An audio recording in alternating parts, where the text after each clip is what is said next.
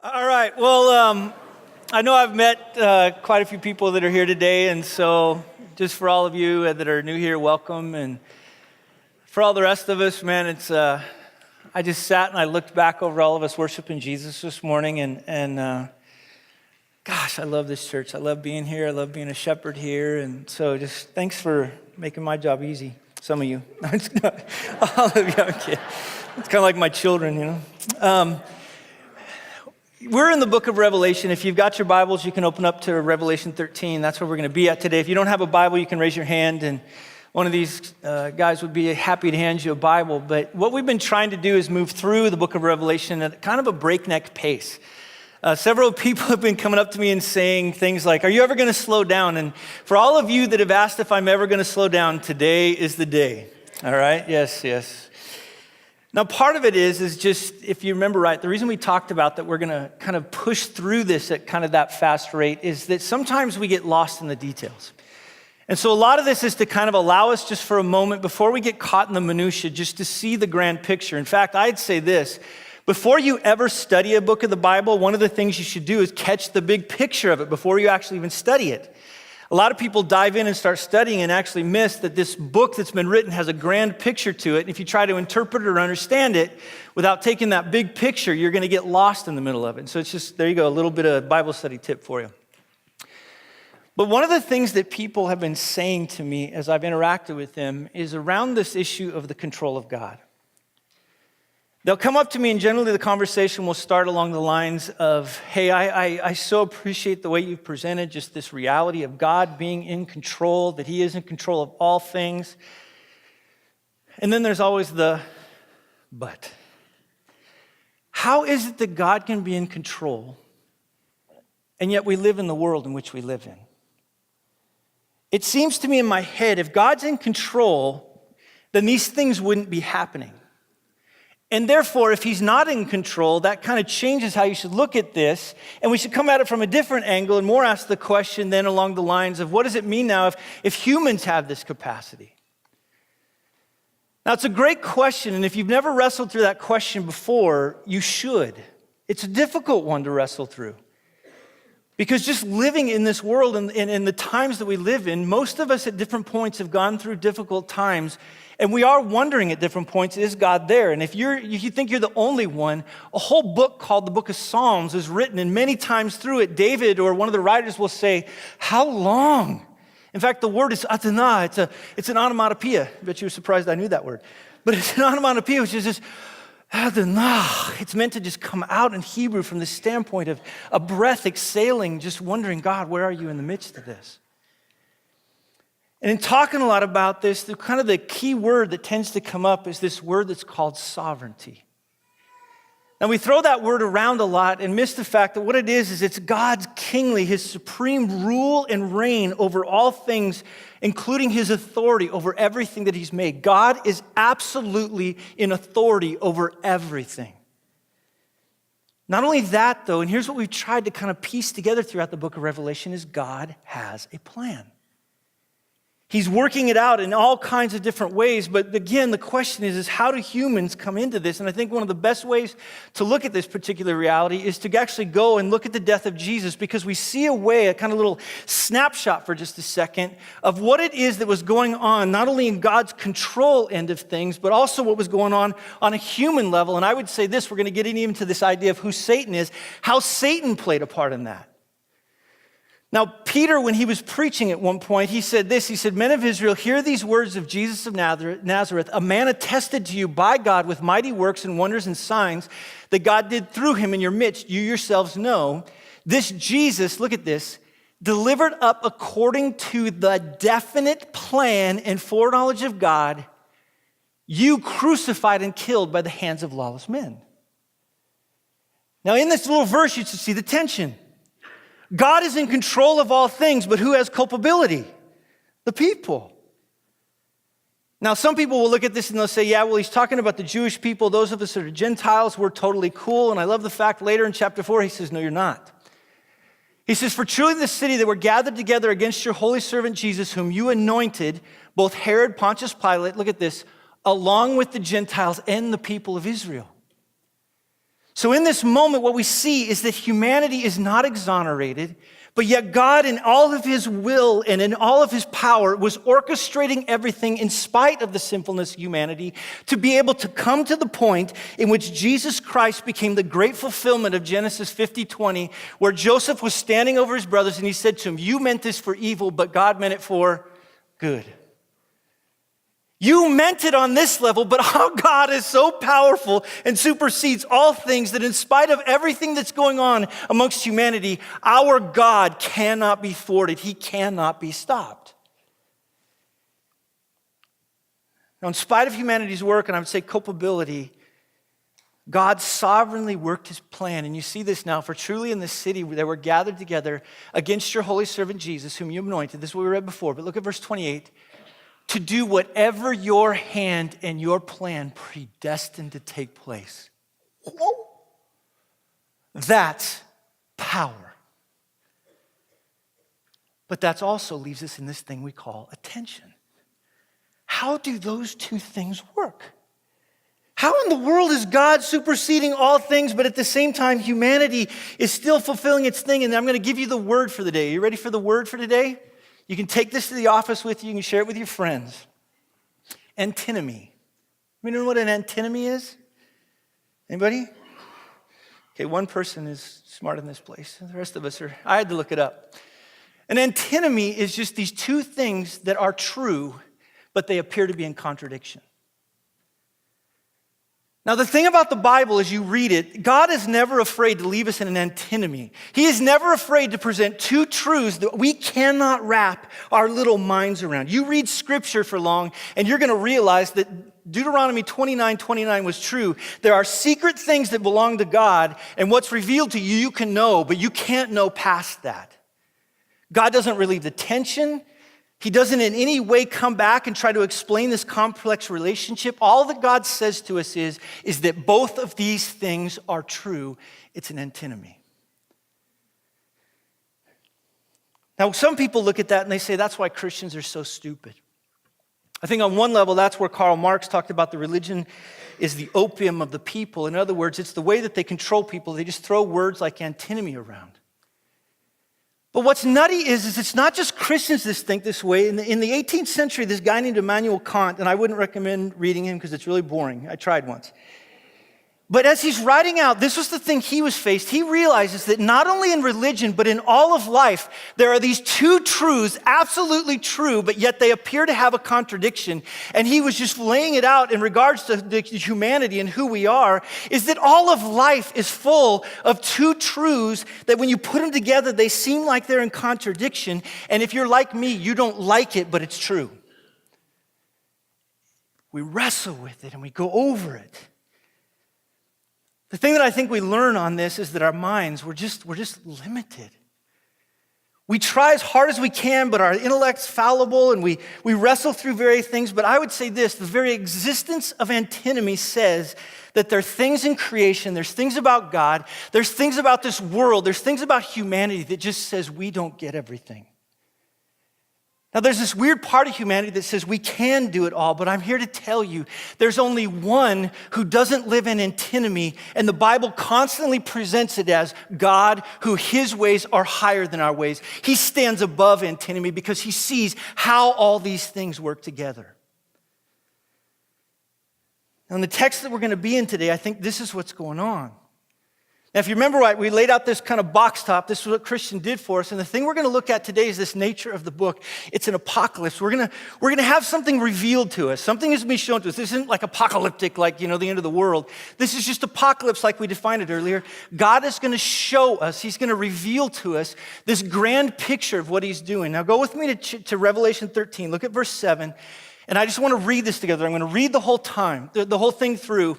And then what I'm going to do is I'm going to take two passages at 13, 7 through 10. I'm going to take one perspective in which we're going to look at this from the vantage point of God. And then we're going to take another pass through it. We're going to look at the vantage point of humanity to see kind of how this fits together. But look at verse 7. It says, also it, and that's the beast we'll learn later on, was allowed to make war on the saints and to conquer them. We're going to learn that means to actually kill them. And authority was given it over every tribe and people and language and nation. And all who dwell on the earth will worship it. Everyone whose name has not been written before the foundation of the world in the book of life of the Lamb who was slain. Those are who are going to do this. And if anyone has an ear to hear, let him hear. If anyone is to be taken captive, to captivity he goes. If anyone's to be slain with the sword must he be slain. Here is a call for the endurance and faith of the saints. Now, there's a little word in there I want you to see that we're going to kind of focus in on, which is this idea in verse 8 of everyone whose name has not been written before the foundation of the world. Look at this. In the book of life of the Lamb who was slain. Now, anytime you start talking about before time, it kind of messes with our mind, doesn't it, a little bit?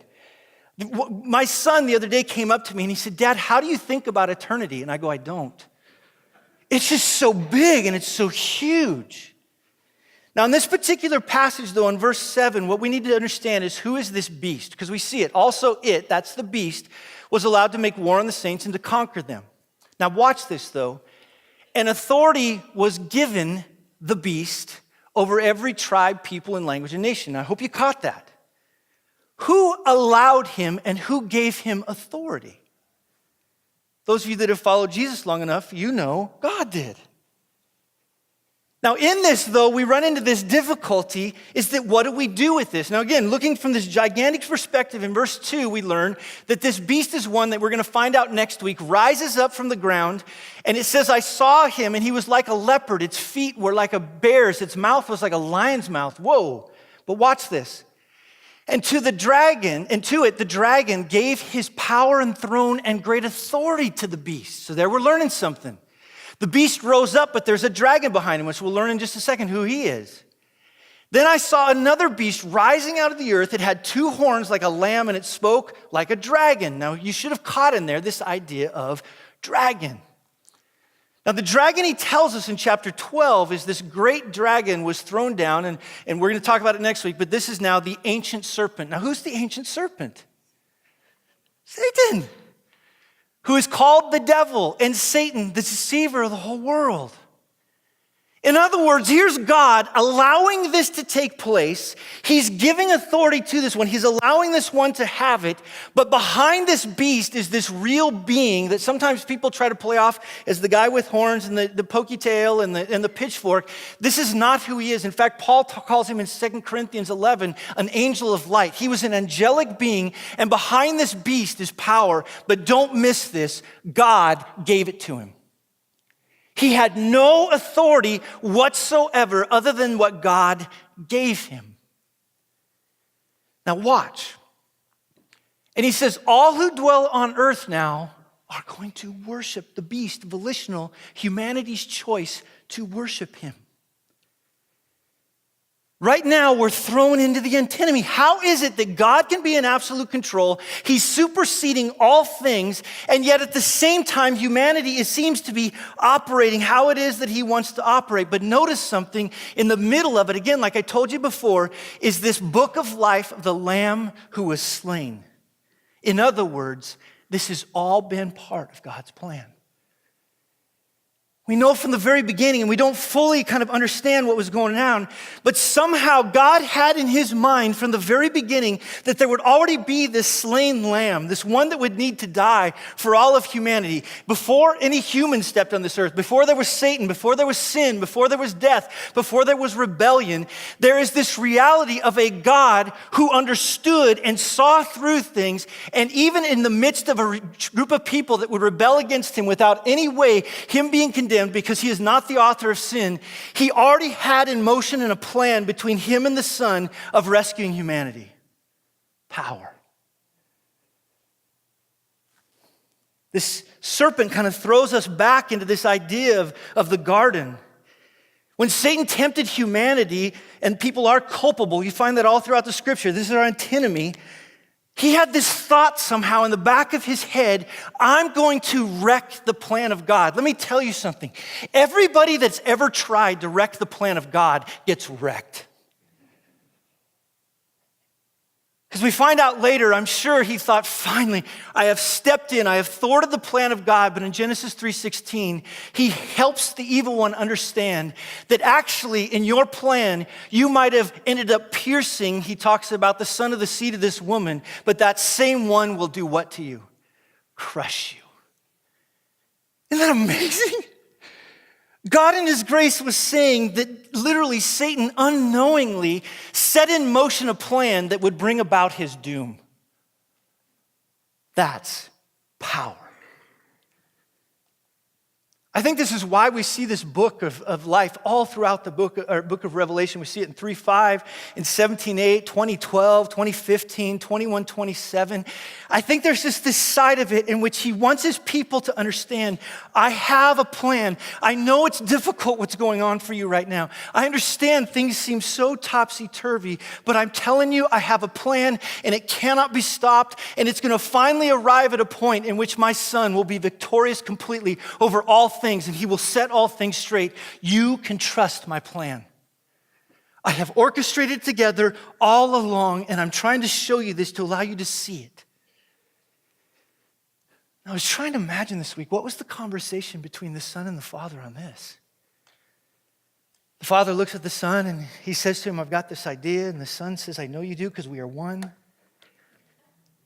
And somehow now the father says to him, Ephesians 1, that he's going to choose this group of people that he's going to now give as a gift, according to John 10, to the son. And the son is going to receive this group of people, but again, he's the slain lamb that in some way in the mind of God, in order to see the fullness of who God is, the grandness of who he is, he's going to allow humanity to fall into rebellion so that now humanity can see his love and his mercy and his justice. It's kind of like looking at a diamond, and I never knew this until I shopped for my wife's ring. The guy kept telling me, watch the different intricacies of the diamond, and I'm like, yeah, whatever, dude. Which one's cheapest? Is my wife in this service? No, baby, it was steep, honey.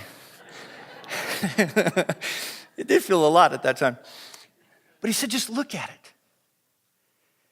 See, I think sometimes we forget that while God is never the author of sin, he allowed all these different things to happen. He gave authority in these different ways, but he's in control of all things because we find out that the purpose of his control, according to 1 Corinthians 15, is one day the son will show up with a group of people that he's redeemed and made whole and made his, and he'll present them back to the Father. The Father gave them to him, and now 1 Corinthians 15, he's going to give them back to the Father. In other words, all of you in here that know Jesus along with me are just a giant love gift between the Father and the Son. That's cool. Now again, I don't understand how it went. We don't know. We get these little glimpses, but again, Deuteronomy 29:29, there's just certain secret things that God doesn't reveal to us, but we know this was taking place. And these names in the book are important. He was going to give them ones that before the foundation of the world, these names were written in a book, and we don't run into it again until chapter 20. Nobody gets to look into the book. In other words, we don't get to see it until it's opened one day. And in those names, I mean, just think about it. Those of us that know Jesus, our name was written down before God even created the world. Wow. That's power. Yeah, but Todd, all these different things, that's antinomy. God is in control of all things. Now, what was his purpose and plan? His purpose and plan was to create a group of people that would worship the Father and the Son forever. That's what we looked at in Revelation 5. Is at the very end, there's these groups of people that come before the Father and the Son, and they just tell them how amazing they are. In fact, it's all connected to God's redemptive plan. One day, you and I, all of us sitting in here, will one day stand before that throne and we'll tell God, dang God, you're good. Maybe not in that way. You orchestrated all things. You were in control of all things. In fact, when we get to chapter 7, it says salvation belongs to our God who sits on the throne and to what? The Lamb. At the very beginning in the mind of God was a lamb, and at the very end of the mind is a lamb. And all of it's connected to this love gift between the Father and the Son in which they orchestrate all things. God never ever being the author of sin. He is always just. He is always right. He is always the one who supersedes all things. But we also are now going to find out his love and his mercy and his care and his tenderness in this way that we can't wrap our minds around right now. And it's all going to be as a love gift between the Father and the Son. People will say to me sometimes, do you think you can lose your salvation? And I always say to them, can the Father fall out of love with the Son? Because if the Father can't fall out of love with the Son, then I can't fall out of his hand. So we look at it in the past, this book that was written. We look into the future. We see this group of people that have been written that now come and they sing praises to God, and the Father and the Son must be saying, see, this is what we were planning, and these people that are telling God how phenomenal he is. But don't miss this. It demands a slain, literal lamb. In humanity's rebellion and rejection, which they're fully culpable again, there's nobody that gets off the hook, they were going to see him more fully. I think that's why, in a lot of ways, when John the Baptist sees Jesus, right, in John 1, he says, behold the Lamb of God that does what? Takes away the sin of the world. There's that one in all of humanity. There's where he stands. This great one we've been looking for, that we've been reading about all the way through. All these animal sacrifices and lambs that were killed, they were all pointing to this day finally, when way back in the day when the slain lamb, or the one that was to be slain, and the Father were talking back and forth. Finally now, there's the one that's come to rescue us from our sins. That's him. John was just blown away. He was stoked. Finally, this one has arrived. But not only that, don't miss this, is that Jesus said, no one takes my life from me. Don't you love that? All of humanity thought, we'll kill you, we'll show you. Satan, even in his demonic realm, somehow was working against this. But he says, I lay it down on my own accord. I have authority to lay it down. I have authority to take it up again. And oh, by the way, this charge I've received from my Father all the way back in eternity past. You can't stop my plan.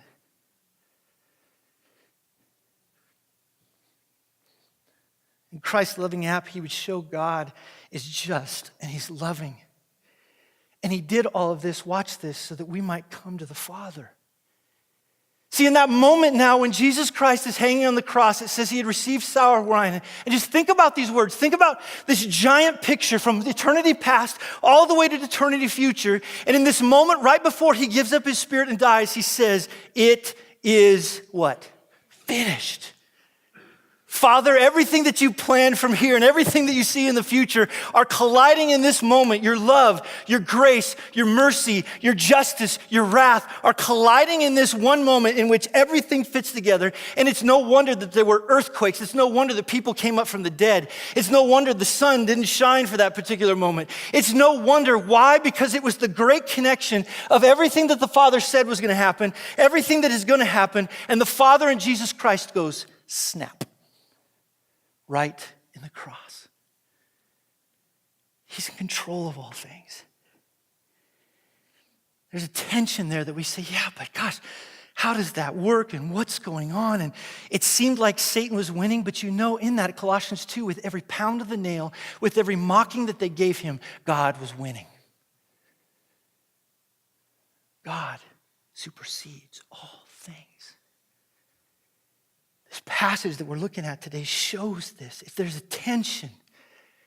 And on one level we say, yeah, but our human thinking can't get there. And that was Paul's argument in 1 Corinthians 1. Human philosophy can't get to this. Human thinking can't get to this. Unless it's revealed to you from God above, 1 Corinthians 2, 6 through 16, you're never going to understand it because his ways are higher than your ways. He is God. He is supreme. He is in control of all things. We aren't meant now to figure out, guess what we're meant to do? Just worship. Everybody always says to me, at the end, I'm going to go figure it out. I'm going to talk to God. I'm going to say, hey, God, how did you do this? And I got a few questions for you. I don't think you will. I think in that moment, you will be speechless other than just to sing songs that we were intended to sing for eternity. Now, some of you say, well, that's really nice, but this is the world we live in now. That's great. It's beautiful. Can't wait for it. Where do I play a part in this? Where do I fit? Go back with me to Revelation 13:7. It says it was allowed, look at this, to make war on the saints and to conquer them. That means to kill them. We find out in Revelation 11:7. You can write that down if you're taking a note. And authority was given it over every tribe and people and language. In other words, and I believe this is a future event, there is a real beast who's empowered by Satan. He is the proxy that's going to come onto this earth, and he's going to kill saints at a level that we've never seen before. Whoa, Todd. How is it that God can be in control of all things and he's now going to watch his people as they die? Yeah, he even goes on and explains it even further in 13:10. If anyone's to be taken captive, to captivity he goes. If anyone's to be slain with the sword he must be slain. In other words, it's going to be tough. Now again, pull yourself back up here for a second. On this human level, we have to acknowledge this world that we live in is brutal. What he's telling them, though, by giving them this image of something grander themselves, is he's given them hope that in spite of everything that's going on in humanity, and even the fact that they might kill me, all these different things, I can know that we have a God that supersedes all things, and he's going to bring things to a phenomenal end. I need to know that. In fact, if you lose that, you're in trouble. That image of the victory of Jesus was exactly why I wanted to teach the book of Revelation.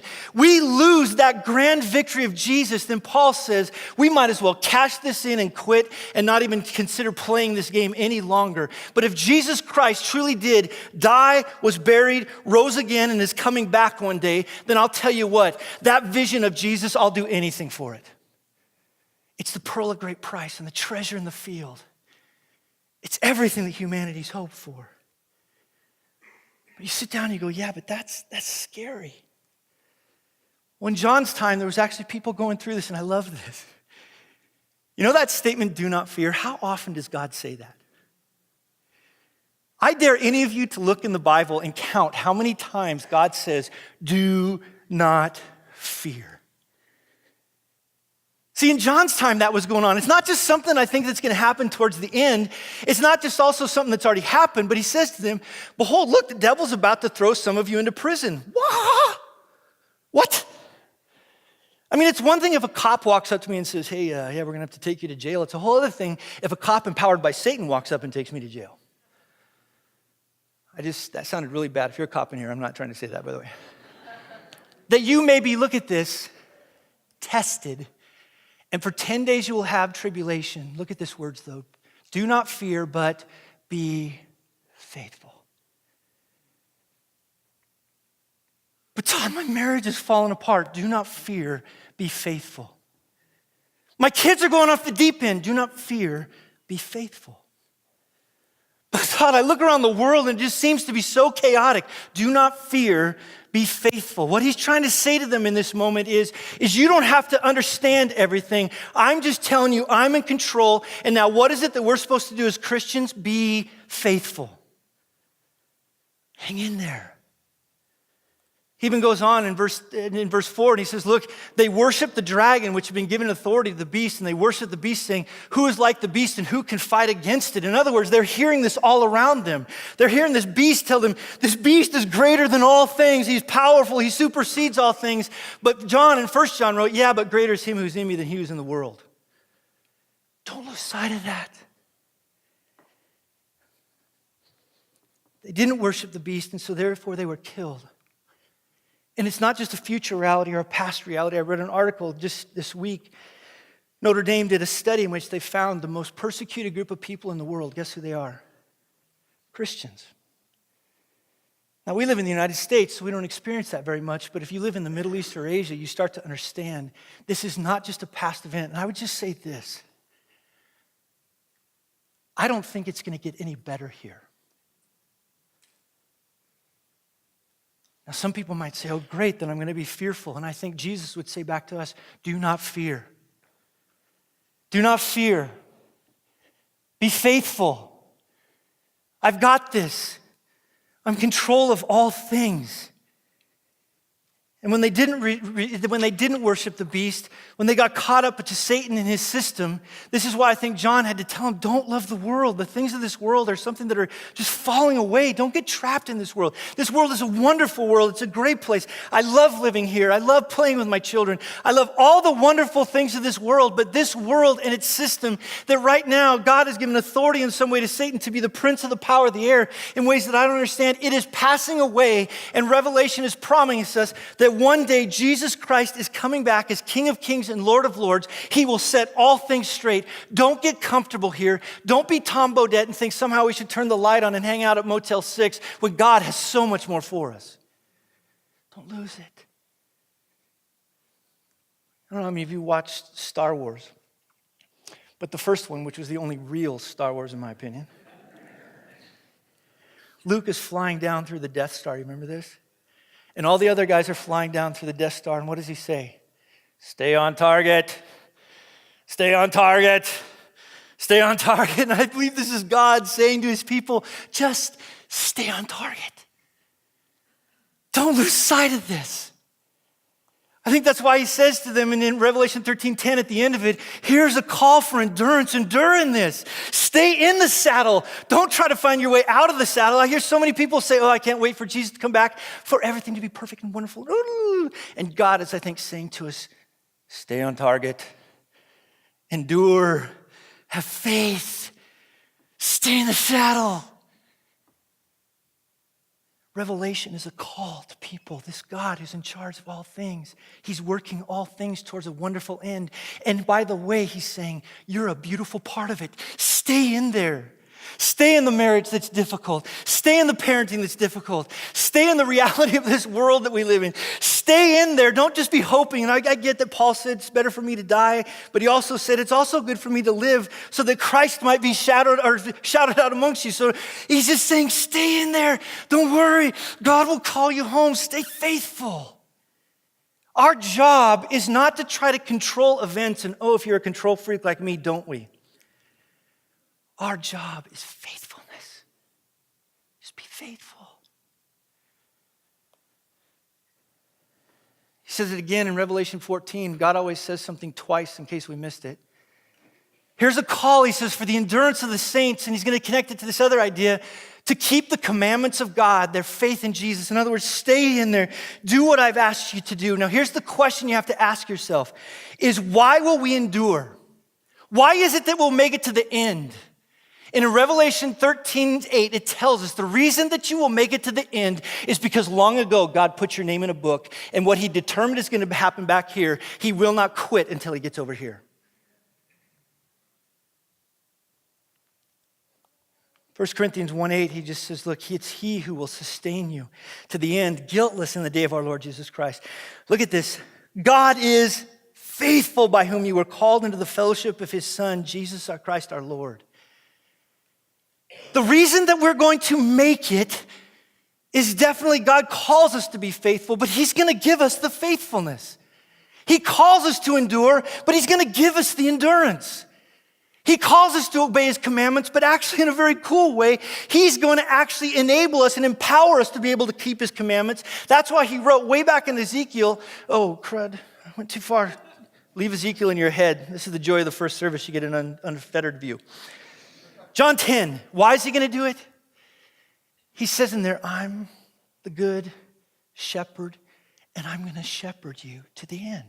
Look at this. The good shepherd lays down his life for the sheep. Earlier we said, no one takes my life from me, but I lay it down on my own accord. I have authority to lay it down. I have authority to take it up. This charge I have received from my Father. In fact, in John 10:17, he says, that's the reason that the Father actually even loves me. He said, my sheep hear my voice, and I know them, and they follow me. I give them eternal life, and they will never perish. And look at this, in the Greek, guess what no one means? No one. No one. What about Satan? No one. What about myself? No one. No one will snatch them out of my hand. Why? Because my Father who has given them to me is greater than all, and no one's able to snatch them out of the Father's hand. Our security in that was founded all the way back when the Father and the Son had a conversation that said, how about we do this? People always say, well then how do you know that you're a follower of Jesus? Well, we can't peek in the book later, but I can tell you this, those that are his endure. Those that are truly his, they keep his commands. Not perfectly, but in the end, they just endure. One of my favorite characters in Hebrews 11 is Samson. What a loser. He's just like me. Samson was this dude that thought he was all that, just like me, had huge muscles, just like me. And people always say, how did he end up in the hall of faith? Because we forget what he did at the very end, don't we? Life may get rocky, different things may go, you may have ups and downs in life, but those who are his will endure to the end. They will suffer when called to suffer, not in perfection, but through this long haul, God's people will be revealed for who they are. I think that's why in John 10:5 he says, look, a stranger they will not follow, but they will flee from him, for they do not know the voice of strangers. My sheep hear my voice, and I know them, and they follow me. First Peter talks about it, knowing that you were ransomed from the futile ways inherited from your forefathers, not the perishable things such as silver or gold, 19, but with, here's the literal lamb, the precious blood of Christ, the lamb that was planned before eternity past. Like that of a lamb without blemish or spot. He was foreknown before the foundation of the world, but was made manifest in the last times. Look at this, for the sake of who? It's this cosmic plan that suddenly he goes, oh, by the way, it's also about you.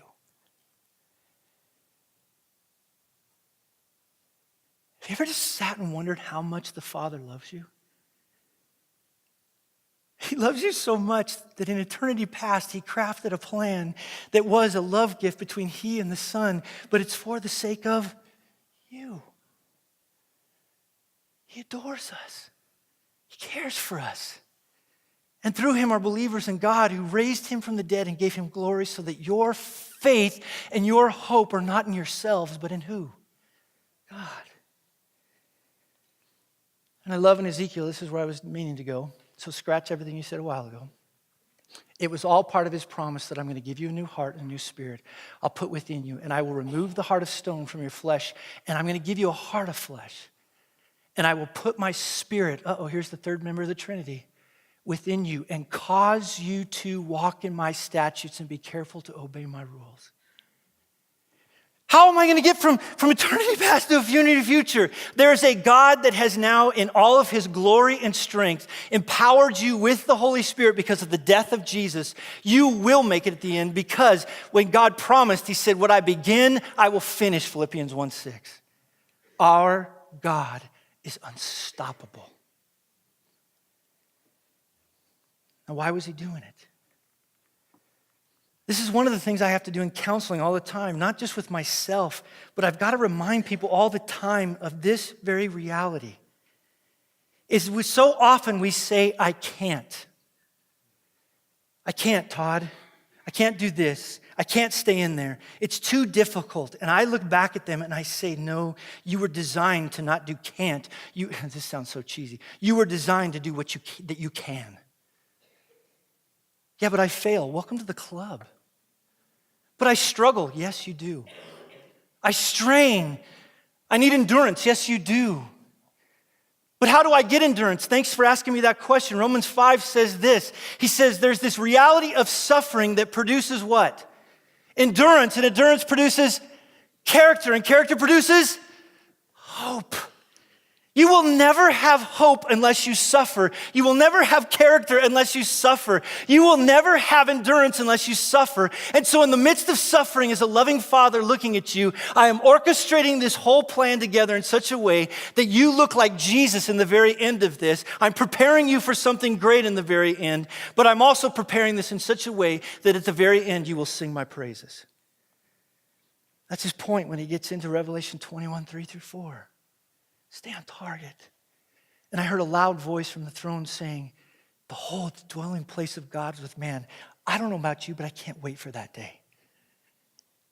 All of us that are sitting there that are his, suddenly we're going to hear, look at this, a loud voice from the throne saying, behold, the dwelling place of God is with man. He'll dwell with them and they will be his people. And God himself will be with them as their God. I love this. He'll wipe away every tear from their eyes, and death shall be no more.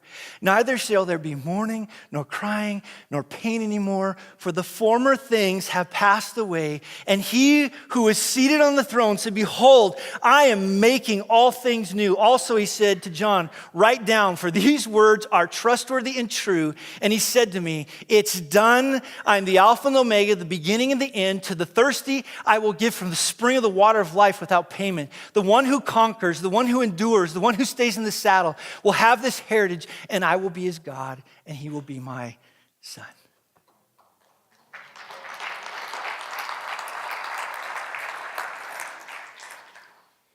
But don't miss this. It started all the way back here. And there's going to come a day in which Jesus Christ is going to right all wrongs. And he's saying to us, stay faithful, endure, hang in there, trust me, be faithful, do what I've asked you to do.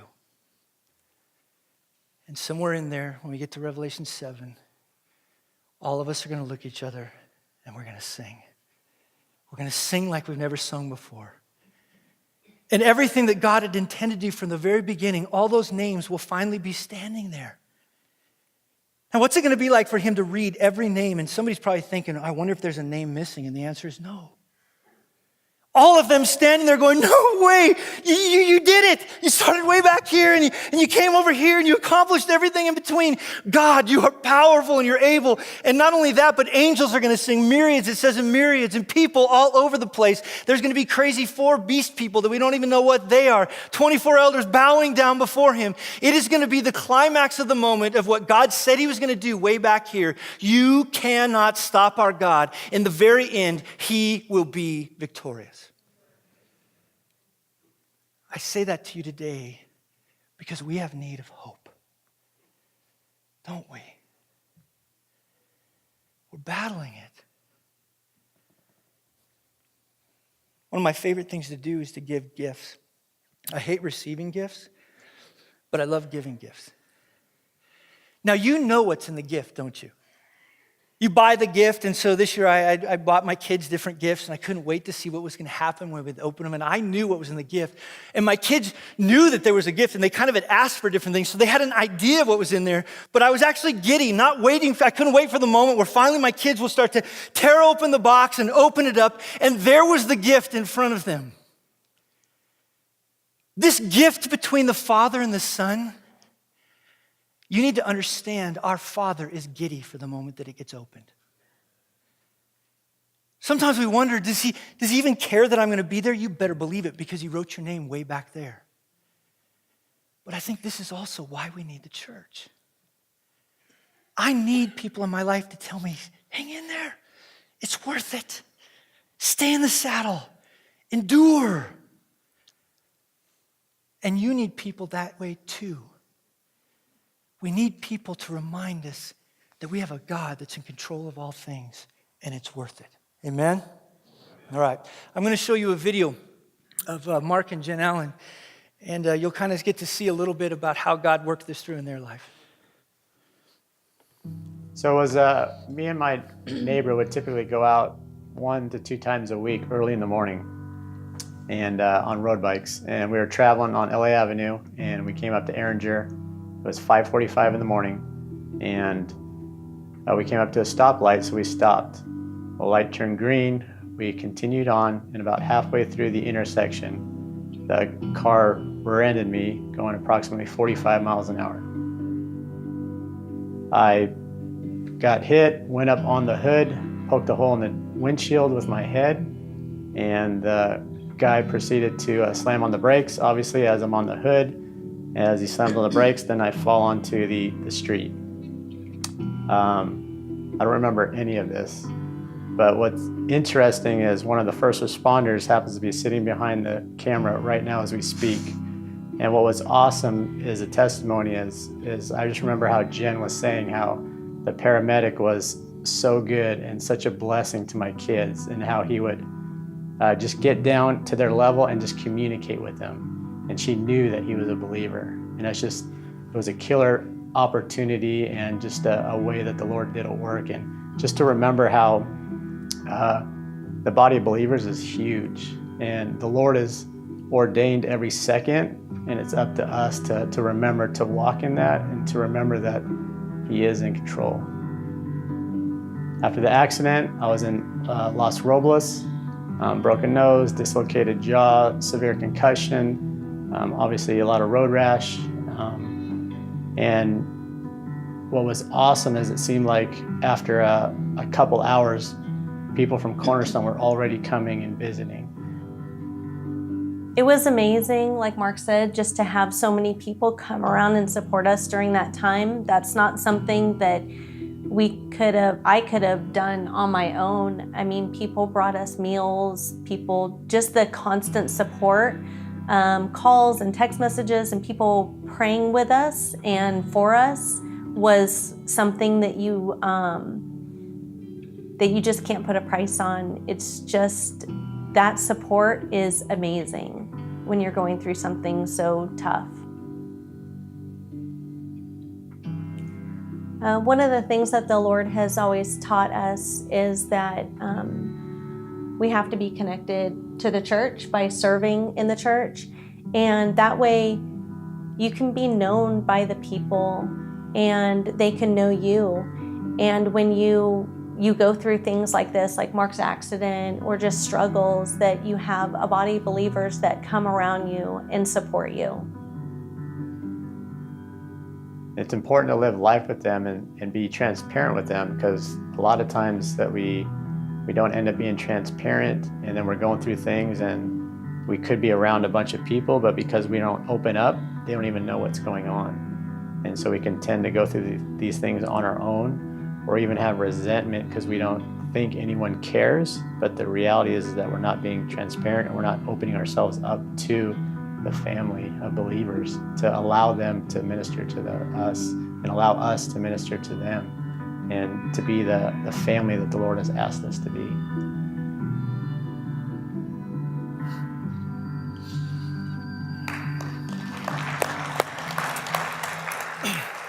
When we arranged the camera guy, I totally didn't even know this story. And Jeff, the camera guy who goes to Cornerstone, was actually also the guy that was there on the scene when he was taking care of everything. See, I think again, we forget God can do whatever He wants.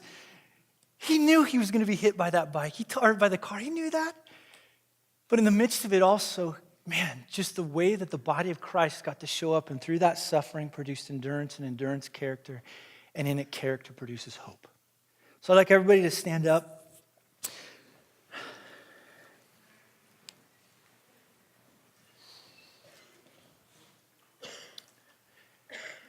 If you're not involved with people, let me just say this, you need to be. If right now you're afraid to open yourself up to a group of people, now's the time to do that. If you have any questions, you can go to the back. They'd be happy to answer any questions for you. But don't miss this. This is the main point I want to hit. In the name of the Father, who in eternity past set in motion a plan that while our little minds can't comprehend it, it was a powerful, powerful plan. In the name of the Son, who hooked everything together so that this plan might come to its phenomenal end of people that worship Him forever, dying on the cross, laying down His life as the Good Shepherd, allowing us to be the people that He's called us to be. In the name of the Son, in the name of the Holy Spirit, who has sealed us for the day of redemption, and nothing can stop that. Nothing can in any way separate us from the love of God. In the name of the Father, and the Son, and the Holy Spirit, live without fear and live in faithfulness this week, because our God is able. Amen? All right, God bless you.